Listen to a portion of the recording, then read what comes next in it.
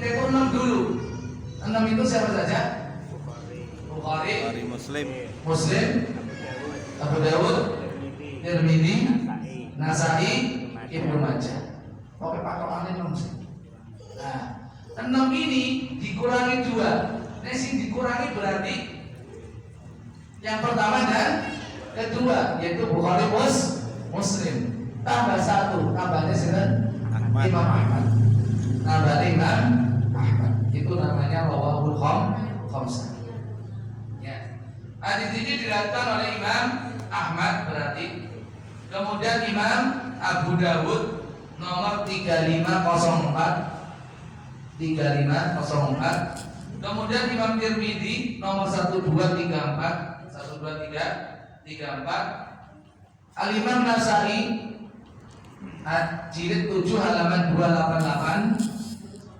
Dan Imam Ibnu Majah nomor 2188 rahimahullah jami'an. Hadis ini katanya disahihkan Imam Tirmidzi, Ibnu Khuzaimah dan Al-Hakim rahimahullah jami'an. Disahihkan oleh beliau bertiga, Imam Tirmidzi, Ibnu Khuzaimah dan Al-Hakim rahimahullah jami'an. Tapi sebetulnya hadis ini derajatnya hasan, bukan sahih. Kenapa? Karena para ulama rahimahumullah jami'an itu ketika memberikan status hadis yang diriwayatkan dari Amr ibnu Shu'aib, dari bapaknya, dari kakeknya, itu derajatnya hasan. Pokoknya jenengan nek pikantuk hadis kok diriwayatkan dari Amr ibnu Shu'aib, dari bapaknya, dari kakeknya, niku derajat hadisnya apa? Hasan. Belum. Kemudian hadis ini juga diriwayatkan di dalam kitab Ulumul Hadis. Dalam kitab apa? Ulumul Hadis. Dari riwayat Imam Abu Hanifah, dari Amr ibnu Shu'aib yang tadi disebutkan di atas. Tapi dengan lafaz Rasulullah SAW melarang jual beli dengan satu syarat. Oh tadi kan 2 syarat dalam jual beli, ini 1 syarat dalam jual beli. Dan dari jalur ini pula Al-Imam Tabrani rahimahullah ta'ala mengeluarkan hadis ini dalam kitabnya Al-Mu'jam Al-Awsat. Dan hadisnya gharib. Riwayat yang kedua ini derajat hadisnya lemah. Berarti nggak usah dipakai. Itu tadi tentang apa? Rasulullah SAW melarang 1 syarat dalam jual beli karena hadisnya lemah. Bapak Ibu dan hadirat rahimani Allah yang berjaminan, di dalam hadis di atas ada beberapa faedah penting yang bisa kita ambil.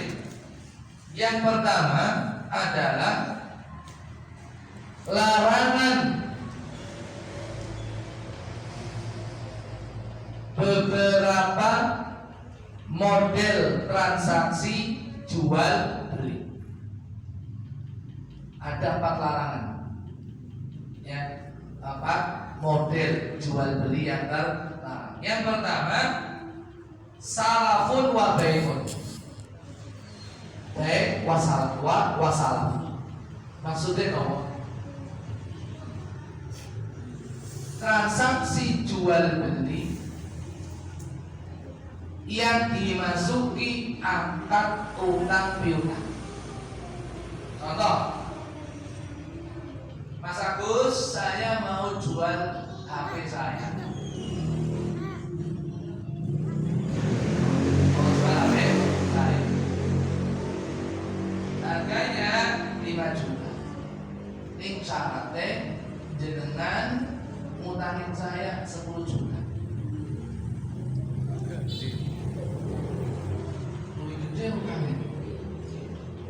Utangnya Om Yuto ya. Utangnya berapa? 2 juta. Berarti saya terima berapa? 7 juta kan? Saya mau jual ini kepada jenengan. Syaratnya jenengan ngutangin saya. Atau Mas Agus, saya mau jual mau beli HP jenengan. Tak beli HP jenengan. Dan jenengan tapi syaratnya aku gelem nuku HP jenengan dengan syarat jenengan ngutangin saya. Baik saya itu sebagai penjual ataupun pembeli. Tapi tidak ada syarat apa? Minjam dulu. Ini tidak boleh. Tidak bolehnya di mana? Karena minjam duitnya ini. Yang mana minjam duit itu harus betul-betul free, gak ada keuntungan yang didapat. Gitu. Mas Agus baru mau minjemin saya, atau saya baru mau minjemin Mas Agus uang kalau Mas Agus beli HP saya, atau saya beli HP Mas Agus, itu apa? Dan kaitannya mengatakan kullu qardin jarra naf'an fahuwa riba. Kullu qardin jarra naf'an fahuwa riba. Semua transaksi utang piutang yang mendatangkan keuntungan, manfaat, maka itu riba. Ribanya di mana? Keuntungan adanya jual beli tadi. Itu. Jadi itu nggak boleh. Masuknya akad utang piutang dalam transaksi jual beli. Karena apa? Karena bukan akad muawadhah, bukan akad tukar menukar, tapi akad sosial. Akad tabarruk namanya. Akad sosial. Maka tidak boleh seseorang itu mengambil keuntungan meskipun itu bentuknya apa? Jual beli. Ini. Saya akan mengulangi jenengan Mas Agus, syaratnya jenengan jual rumahnya ke saya. Ya, saya mau beli mau beli HP jenengan dengan syarat dengan ngutangin saya. Itu nggak boleh. Karena apa? Mengambil untung dengan adanya akad jual beli tak. Dan ini menurut Al-Imam Ibnu Abdul Bar, Al-Imam Ibnu Rushd, Al-Imam Ibnu Hubairah rahimahumullah jami'an sepakat, ijma' para ulama, tidak boleh itu sudah.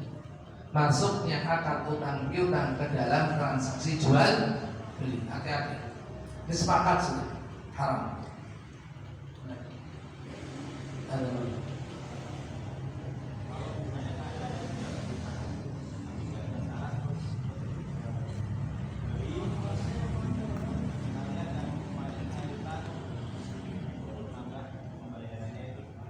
Tidak jadi masalah karena itu bukan di dalam transaksi jual beli itu terjadi.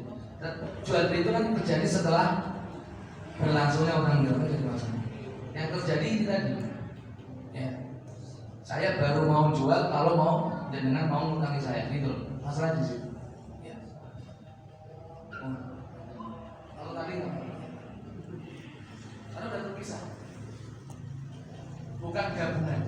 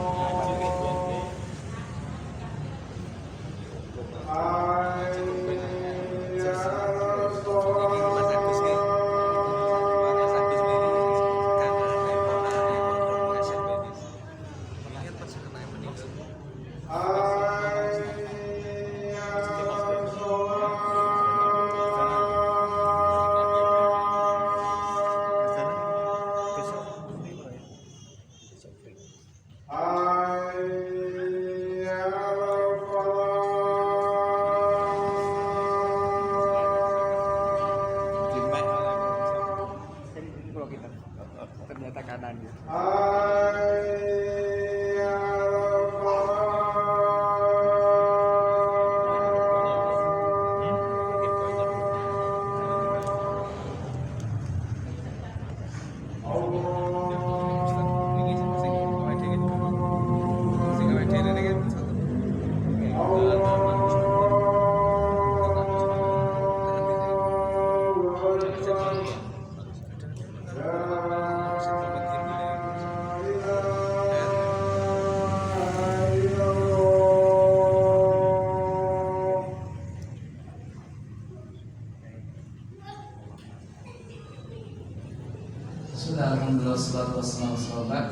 Jadi model pertama yang dilarang adalah apa? Masuknya akad utang piutang dalam transaksi jual beli. Dan menurut Al-Imam Ibnu Abdul Bar dalam kitabnya At-Tamhid jilid yang ke-24 halaman 385 dan juga Imam Ibnu Hubairah dalam kitabnya Al-Ifsah jilid pertama halaman 360 dan Imam Ibnu Rushd dalam kitabnya Bidayatul Mustahid jilid ketiga halaman 312. Masalah ini sudah menjadi kesepakatan para ulama. Sepakat para ulama, ada khilaf tentang haramnya transaksi utang piutang, akad utang piutang masuk dalam transaksi jual beli. Bahkan Al-Imam Ibnu Qudamah rahimahullah taala dalam kitabnya Al-Mughni jilid 6 halaman 334 mengatakan la a'lamu fihi khilafan. Aku tidak tahu adanya perbedaan pendapat dalam masalah ini. Kemudian larangan yang kedua apa? Dua syarat dalam satu transaksi jual beli. Apa yang dimaksud dua syarat dalam transaksi jual beli yang terlarang? Ada dua penafsiran di kalangan para ulama. Penafsiran yang pertama ini yang kuat, yaitu apa? Bai'ul inah itu sendiri yang tadi kita sampaikan. Yang dimaksud dua syarat dalam satu transaksi jual beli adalah sama dengan dua akad dalam satu transaksi jual beli, yaitu bai'ul inah. Saya jual ini kepada Mas Agus 5 juta, tapi ngutang, lalu saya beli lagi dengan harga lebih sedikit, yaitu 4.500.000. Itu penafsiran yang pertama dan itu yang jadi sama, dua syarat dalam satu transaksi jual beli sama hukumnya dengan dua akad dalam satu transaksi jual beli, seperti hadis itu. Penafsiran yang kedua, yang dimaksud dua syarat artinya dua syarat. Contoh, Mas Agus, saya mau beli kambing sama jenengan. Boleh beda? 2 juta murah itu. Ini syaratnya jenengan beli no dikalkasi sisan, aku butuh terkena rumahku wis siap go masak. Syaratnya dong dikalkasi sisan, kemudian diantar ke rumah. Dua syarat. Syarat. Itu. Atau saya mau beli kayu bakar. Biasanya ulama itu menyebutkan contohnya kayu bakar. Saya beli kayu bakar yang jenengan masak. jenengan antar ke rumah kan jenengan pecah-pecah. Jadi kalau bakalnya ciblodongan jenengan sing pecah. Ya, itu dua syarat. Syaratnya diantar ke rumah plus di pecah-pecah.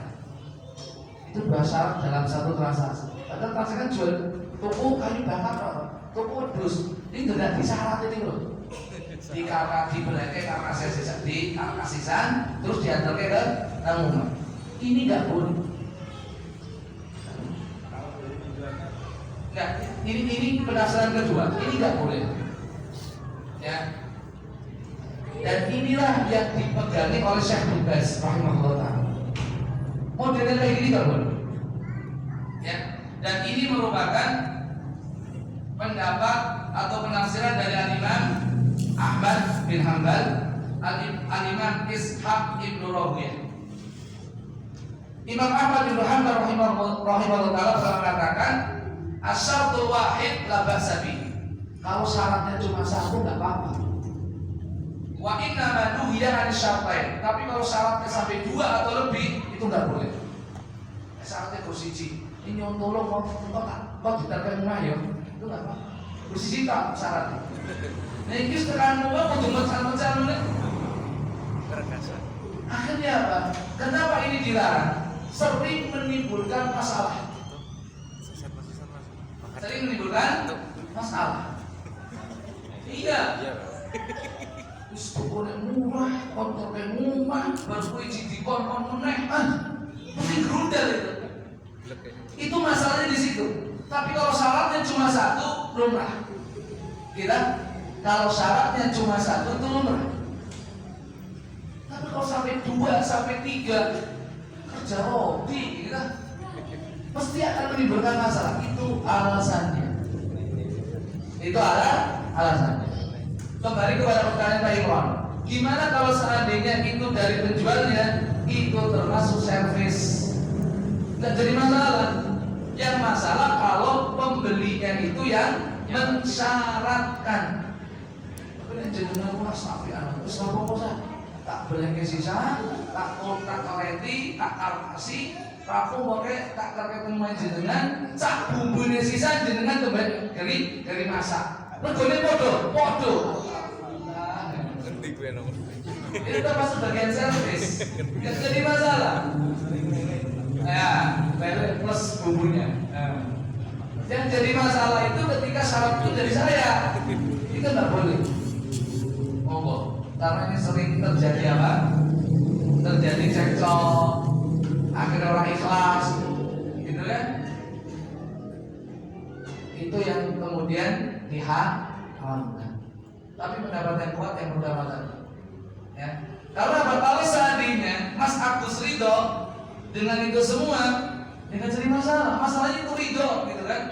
Jadi dalam persyaratan dan kita sudah membahas syarat dalam jual beli, bukan syarat jual beli ya. Syarat dalam jual beli selama tidak menghalalkan yang haram dan mengharamkan yang halal. Yang kedua, selama itu disetujui dengan penuh keridhaan, tidak masalah. Sebetulnya mau satu syarat, 2 syarat, kalau memang itu menimbulkan grundel, itu nggak boleh kan? Ini target menjengkol di masa Agus nih. Ya, jengkuli umumnya pucuk mawar. Entah bensin piro kan? Adalah orang cocok, jengkulin kene terusan grundel. Jadi masalahnya bukan masalah 1, 2, 3 syarat, kan gitu kan? Gitu. Jadi ini yang kedua. Yang ketiga, yang dilarang apa? Wala ribhu ma lam yudman. Mengambil untung dari barang yang belum dimiliki. Mengambil untung dari barang yang belum dimiliki, yaitu yang belum dipegang, yang belum diterima, yang belum diterima. Kenapa? Karena barang yang belum diserah terimakan kepada pembeli itu masih menjadi tanggung jawab penjual.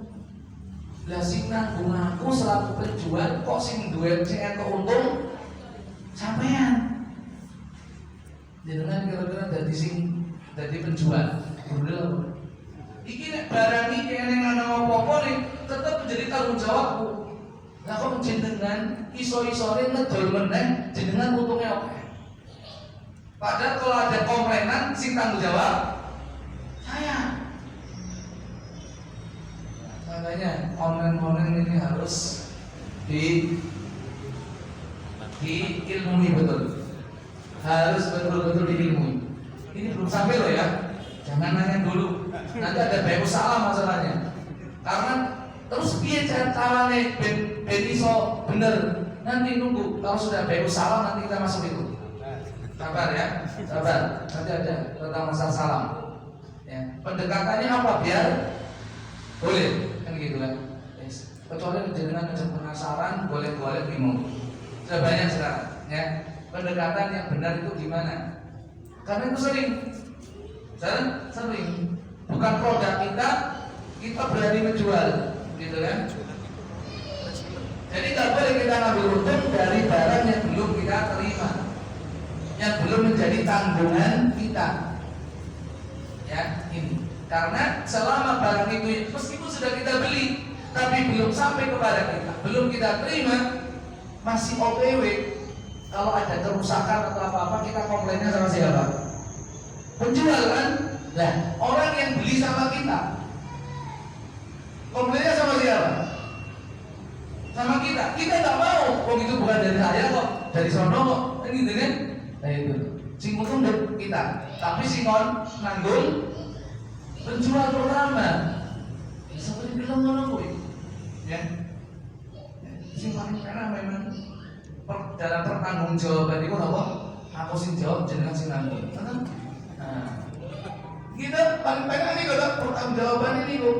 Kalau sing jawab mawon jenengan sing nanggung. Pun kalau jawab niki barang saking nggih kula. Tapi saking ngene Mas Agus, jenengan mangkomlen kali Mas Agus. Wong kula bener dereng ngertos barange kaya ngopo. Sing penting kula pesen kali Mas Agus, terus kula dol kali jenengan. Ya ngerti-ngerti ini wong jenengan iki bener ngertos barange kok didol kan kula. Kan jenengan komplain mawon kali Mas Agus barangnya beliau. Mas Agus belum mau berangkat. Ada untungnya positif. Aku untung oke. Nah itu. Ya terus gimana? Ya nanti ya sabar. Nanti gimana? Sabar. Jadi intinya tidak boleh. Ya, nanti ada pembahasan sendiri masalahnya. Kemudian yang keempat, yang terakhir, wala yabi wala bai'u ma laysa indah. Menjual sesuatu yang bukan menjadi milik kita. Loh jelas mobil tonggo itu dijual. Aku nyolong loh. Ngedol. Lah siji lho, turun. Kan berarti to. Jenengan tugas mobil 40 yuto tak jual 50 yuto kok. Wis, tak bareni 5 yuto kok tak 5 yuto. Apa ya Mas seneng? Lah, dia ngedol. Nah itu mesti adu. Maka enggak boleh.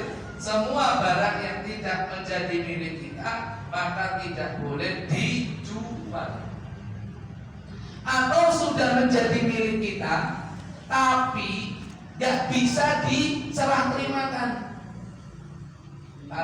Kalau badannya ngaji nopo motor, ning motornya digondol wong.